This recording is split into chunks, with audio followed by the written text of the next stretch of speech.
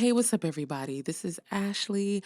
And listen, we need to talk about this episode of Married at First Sight. This last episode.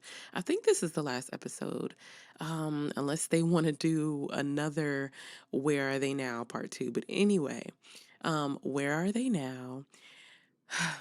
Y'all, I mean, it's some foolery happening, but let's get into it. So, I'm not really going to talk in any order specifically. We're just going to get right into the BS, okay? So, this whole show basically comes down to Kristen wanting to have a party, a going away party, and invite everybody. So the whole episode is kind of leading up to this, but let's start with Alexis and Kristen. So they are apparently good Judies. They've gotten really, really close. And so they are going on a double date together because now they're both single. So Alexis is no longer with Justin. Kristen is no longer with Mitch, as we knew that with both of them. But I guess there could have been a possibility for Alexis to still be with Justin, but that is definitely not the case. So they are embracing, being single, and they decide to go on a double date. So I'm not sure where they met these guys from. Oh, wait, maybe Alexis, I think her friend put her on to one of these guys because she was like, I mean, why you ain't tell me you had a friend before I went on the show, basically, is what she said.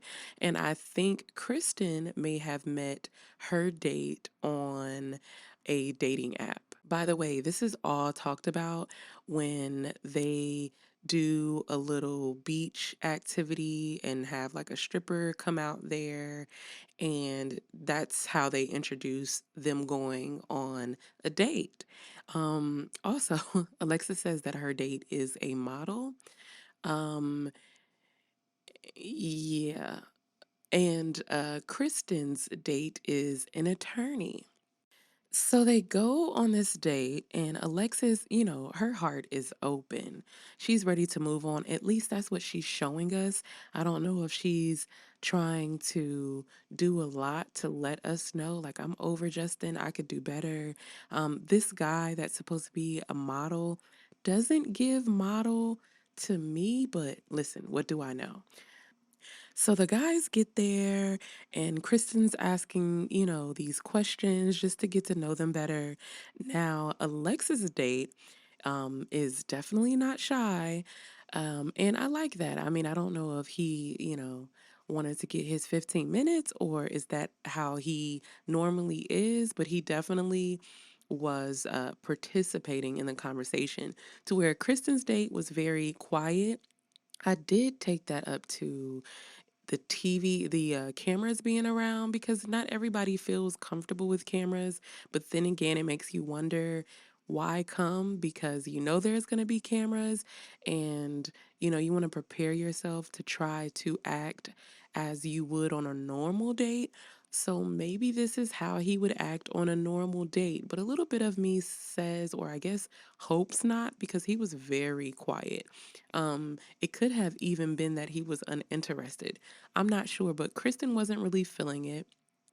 Mind you, side note, Kristen is still not over Mitch. So I kind of believe she could kind of be comparing these guys to her, chemistry that she feels like she has with Mitch. I'm not sure if Alexis really liked her date or if she was trying to prove to us that she's over Justin. Um, I don't know. I guess I don't know. This is kind of like a date to get back into the dating world. I'm not sure if either of them took these guys seriously, but Alexis definitely acted as if she was very interested in her model. So Lindy and Miguel are still together. They actually decided to do new wedding photos by the ocean, which I thought was a cute idea, something that they chose to do. Their one thing that they are tackling right now in this episode is finding a new house. Now, I'm going to be honest with you. I'm kind of over Lindy and Miguel. So anytime they come up on a screen, I kind of uh blur it out. I start thinking about other things. I start thinking about, how I'm going to prepare the salmon for dinner. They're kind of boring to me. So I'm going to go ahead and move on from them because I honestly don't really know the details of what happened. It seems as if Miguel was a little reluctant about going to look for houses, but he ends up doing it. And, they talk about planning for a family, which, is in the future planning to have a baby. So they seem fine and nothing really serious there. So Morgan and Ben surprisingly get together at the gym. She has been waiting to show off her moves from the very first time they got married. She was talking about how she could beat him up. So I'm sure she really enjoyed this opportunity. I don't know why she thinks this was so attractive. To a man to bring up how she can beat him up in the gym. But anyway, she has her chance right now. What better person to show that she can lay down the hammer on them than with Ben? They actually have some, cool conversations. I'm not sure if, Morgan saw herself and was like, I really was tripping. So now she's a lot nicer. Maybe they've had, multiple conversations to where now they really are over what went wrong because they kind of gave two homies just at the gym. I don't really see them coming back together. I kind of feel like this also could have been just for the show that they are acting like they're cool. I don't know if, aside from the cameras being there, if they would still be hanging out. I don't really see that. Ben, of course, is still saying that he's going to his therapy and everything like that, still blaming everything on himself, which I just wish he would stop saying that because, I mean, I don't even really consider it a mistake. It wasn't like, talking to Justin about their relationship wasn't like, oh my God, he's crazy, he needs help. And Morgan isn't really owning up to her part. She's more so saying she's not ready for a relationship. But hey, I guess that's her way of saying that she also needs therapy and to work on herself. They end the scene with Morgan having been in a headlock with her legs on the floor. Okay, anyway. So Mitch and Justin do a little quick meetup. Mitch mentions how he did ask someone out, but they declined him. I mean, there's really nothing there. Mitch doesn't really have much going on. So we get to Justin and Alexis. They meet at a park because, Justin feels some type of way about Alexis saying, it didn't manifest itself when asked about whether or not they've had sex yet. Listen, we know Alexis all through this season has embarrassed Justin. Now, Justin, I'm not very fond of him either. This interaction between them, I first was like, oh my God, Justin is so petty, which he still is very petty. But then a side of me feels like, but Alexis did like embarrass him a lot of times. I mean, there's the wedding night when they were dancing and she yells out, he's celibate. I mean, that was uncalled for. There is, when she basically told the girls that she's been in a relationship before and the sex wasn't good, basically insinuating that that's how she feels about Justin. In the past, if you met your husband and it wasn't good, but he was an amazing person, would you stay? Yeah, sex isn't like a determining factor for me. I completely agree. I've stayed in relationships in the past to where it wasn't bomb, but I'm here for other reasons, so.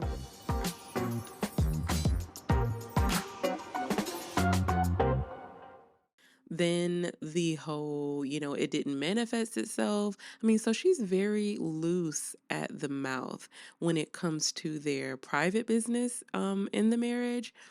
So I guess Justin kind of felt like I have to get her back, which is petty. But she basically says she did not insinuate that his thing couldn't get up. All she said was it did not manifest itself and that he is, basically a hit dog will holler because that's not what she insinuated, but he's taking it that way. I'm like, no, girl, that is what you insinuated because even when you said that, and the other lady on the side of her was basically like, "Oh, I know what you mean." And Alexis looked at her like, "Yeah, that's what I mean." So we're still celibate. Okay. We're still You show you celibate. still celibate? Yeah, You haven't had sex, but have you tried? we have tried. Okay. We've tried to no success. And I'm gonna leave it at that. Oh. Yes. So So yeah, girl, you knew what you were saying. So anyway, Lord. Okay, so Justin is then going to say, you're telling them, I couldn't get up, but you're leaving out the reason why. The reason why is because your pH balance was off. this is the Why do biggest, you this think is I the funniest couldn't get an thing. erection? Because your Justin. pH balance was off. Justin. Girl. But I'll give it up to Alexis because she actually handled it pretty well. I don't know if it was because it was true or, she wasn't trying to entertain Justin's antics, but she definitely stayed calm. He walked off after he said that, basically like drop the mic. And, she kept calling him back. I don't know. I don't know. She handled it definitely well. I don't know if there's any truth to that. But what it did remind me of is, if there's a guy, an immature guy or a boy who, wants to get with you and likes you, and then you don't want them back, and they be like, that's why you ugly. Or, like saying somebody's pH balance is off, especially when it comes to a man saying that. That's usually like the go-to when a woman doesn't want you or your ego is hurt. So, it's hard to really tell if that is what really happened or if Justin is being super petty because his ego was hurt.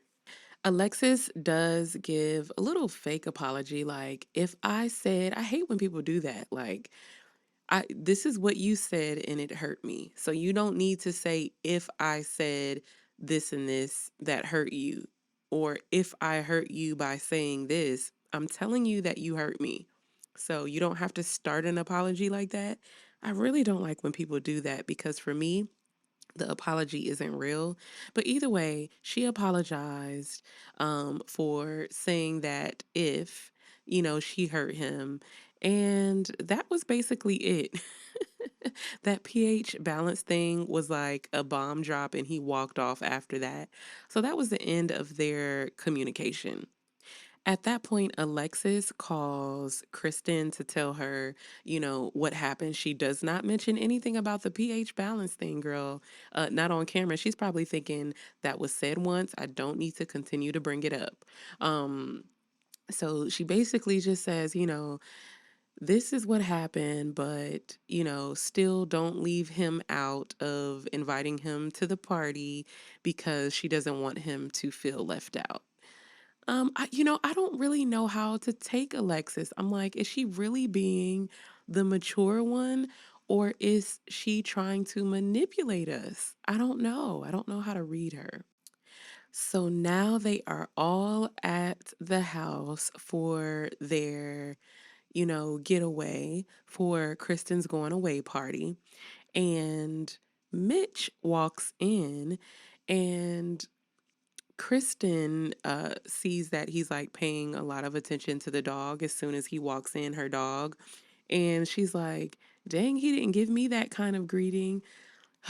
Kristen is still like feeling like Mitch owes her something a little bit, or it's, the part of her that really wishes it could be something more than what it is. Like she's going back and forth. You guys are broken up. Why do you even care if he comes to you and hugs on you and kisses on you like he's doing your dog when y'all are not together?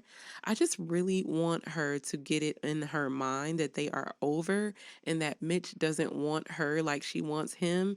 So she doesn't keep emotionally like hurting herself when he doesn't do what she wants him to do that they never agreed on him doing. Does that make sense? But Mitch actually gave her a card, and when Kristen started reading the card, she felt like it was so beautiful she couldn't read it because she was about to cry. I'm like, oh Lord, girl. Like, come on. I don't even think Mitch put that much emotional, like, attention or gave that much emotional attention to the card that he gave her. But she took it like he just gave her like a ring or I don't know, something super sentimental. Poor Kristen. I just want to mention, is it just me or did Alexis seem more quiet, less outgoing than she usually is? I wonder if she kind of still felt embarrassed over what Justin said. Or is it, I mean, did it just play out that way? I don't know, but she was a little quiet or the camera really wasn't on her as much. Um, her and Justin at the house go and talk. Alexis comes up to Justin and basically wants to talk again, and she apologizes again.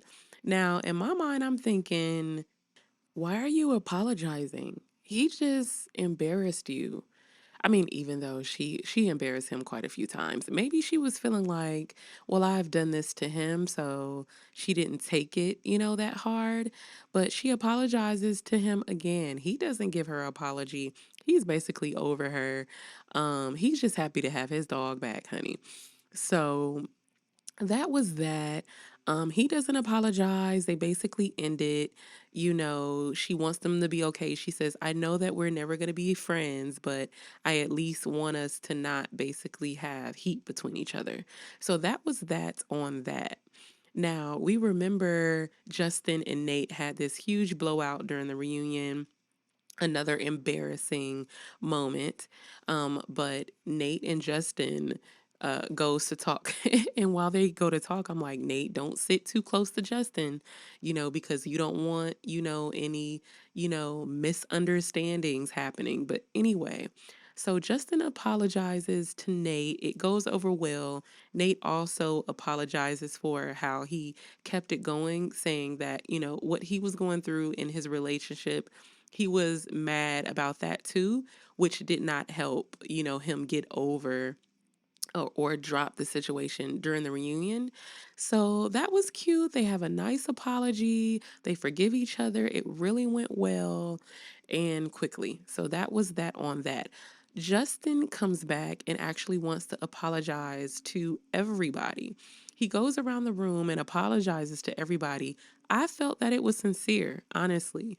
But Alexis feels like it wasn't sincere because she didn't get an apology, which I don't see how an apology to her has anything to do with the apology to other people because their relationship between each other is different than his relationship with the other cast members. So I believe that he was genuinely apologizing, not to say that he was saying, oh, I want to be friends with y'all, but I feel like he does understand that he overreacted. And I don't think that has anything to do with him and Alexis's situation.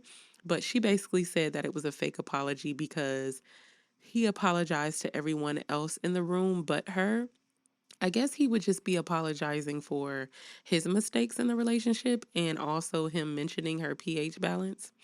But either way, yeah, so they all accepted the apology and that was cute or whatever. Honey, here we go with Kristen again. So Kristen and Alexis are in the bathroom about to go to bed, and Kristen once more brings up how she feels like She's wondering if her and Mitch made the right decision about not being together. I don't know how she's considering this when Mitch doesn't want to be with you. This is like Kristen continuously putting herself on a metaphorical cliff. It's like, girl, no, it's done. It's done. It's done, Kristen. It's done. He has shown you over and over and over that you are not what he wants. So honestly, you are not the person really making the decisions on whether or not you and Mitch are gonna be together. He's made the decision for y'all, basically. So she keeps acting as if it was her choice when really it wasn't her choice, because I feel like if Mitch wanted to be with her, she would be with Mitch. So he's made the choice. And Alexis is basically the majority of us in this conversation. She looking like, girl, stop. No. I'm actually really happy that their trip in the house, their party went smoothly. I'm happy that it wasn't, blowouts. It's a cool way to end things. Alexis and Jordan, that's a whatever thing. I did forget to mention Nate and Stasia though. Nate goes over Stasia's. Um, Stasia actually tells her mother that they have been separated. The main reason seems to be that Nate isn't really giving her anything to cling on to in terms of things to look forward to in the relationship. Things that prove to her that he's working towards them getting to where they need to be, like some goals, like, wanting kids, where we'll be, things like that. Apparently, Stasia moved in to Nate's studio apartment. She had to say that. And he kicked her out. Anyway, he's very like scared to talk about things that are regarding the future. And I personally would get super aggravated by that. I do think that, it's okay to have fun conversations. We don't really see a lot of fun conversations between Nate and Stasia. I don't know if it's that they don't show it to us. It does kind of seem as if she is always serious for the majority of the time. Uh, you know, if that is the case, that is not a fun relationship, and I could see why Nate is like chill. But if they have a lot of relaxed conversations, but every time she wants to talk about something serious, he doesn't want to really talk or doesn't really have anything to say, that can be very aggravating, and it could definitely make you feel insecure in the relationship in a ways that you can't really trust your partner or lean on your partner, and that's very important to have in a relationship, and especially in a marriage. Nate comes over to the house. He brings something for them to paint with. She's like, "You want to paint right now?" I don't know if she had already set up the room to paint, but everything was covered. She seemed like she still had an attitude with him. I don't know. She always has this like resting bitch face. But either way, while they're talking, she basically goes over with him, the issue of him not being able to talk about their future really, or make her feel like he really wants to try in this relationship. And one of the reasons why she says she feels this way is because why weren't you over here when the cameras weren't around? And I'm like, ooh, that really says something. That really says something. So Stasia may have, a point of, you are not showing that you really want this relationship. And I really kind of feel like Nate is a little too immature for Stasia.